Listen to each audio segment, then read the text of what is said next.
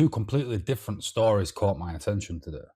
One happened basically on my doorstep in Bradford, where I'm from. A man drove through a 30 miles an hour area at 100 miles an hour, hit a 17-year-old boy, and that teenager lost his leg. The other happened hundreds of miles away in Granada, a city I was literally walking through last week, where earthquakes have damaged buildings and forced parts of the Alhambra to close, which I were again exploring literally last week. One of these stories is caused by human decision. The other was completely outside of anybody's control, being a natural disaster. But both of these events made me think about the same thing. You know, your life can ultimately change in seconds. Earthquakes, illness, accidents, random events. You know, I was literally standing outside the Alhambra thinking, you know, if an earthquake hit this place or some type of natural disaster, you know, something that survived centuries could be damaged or completely destroyed by one geological event.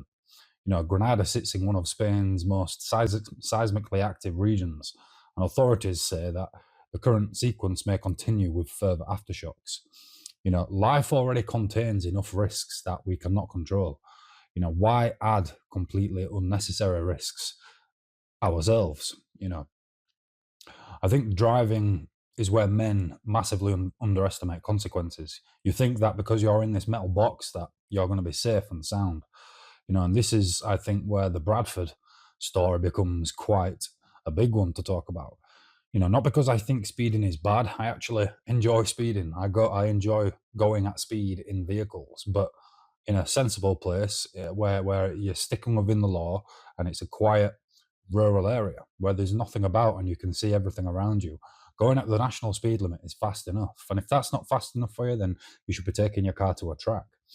You know, everybody knows speeding in and of itself isn't bad. You know, light travels faster than anything else, and we are bombarded by light every day. But yet we're all here just fine. In fact, we need light. You know, 100 miles an hour through an urban 30 miles an hour limit zone means one impulsive decision can permanently destroy or alter multiple lives. You know, the teenager has to live with the consequences of now having one leg. You know, the driver has lost years of his freedom, and families on both sides are affected. You know, and none of it needed to happen. You know, you can spend years building a life, and it only takes 10 seconds to destroy it because you wanted to feel fast, powerful, or impressive.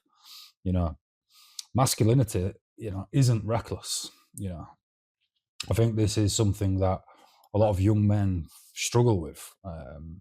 There's still this strange idea that among some men, like taking unnecessary risks proves confidence when it's just not the case. Driving aggressively, fighting over nothing, drinking until you're incapable, acting as though consequences apply to everybody except you is not what masculinity is all about. You know, self-control is far more masculine than recklessness. And I think being capable of doing something dangerous doesn't mean you're scared if you choose not to do it. Sometimes restraint is the stronger decision.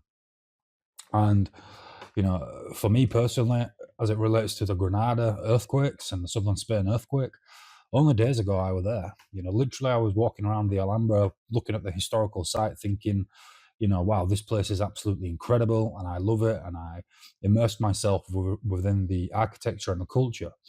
You know, it's survived for centuries. And I literally remember thinking, walking along, if an earthquake struck this place, it'd all be gone. It'd crumble into dust, and that'd be history wiped off the face of the earth.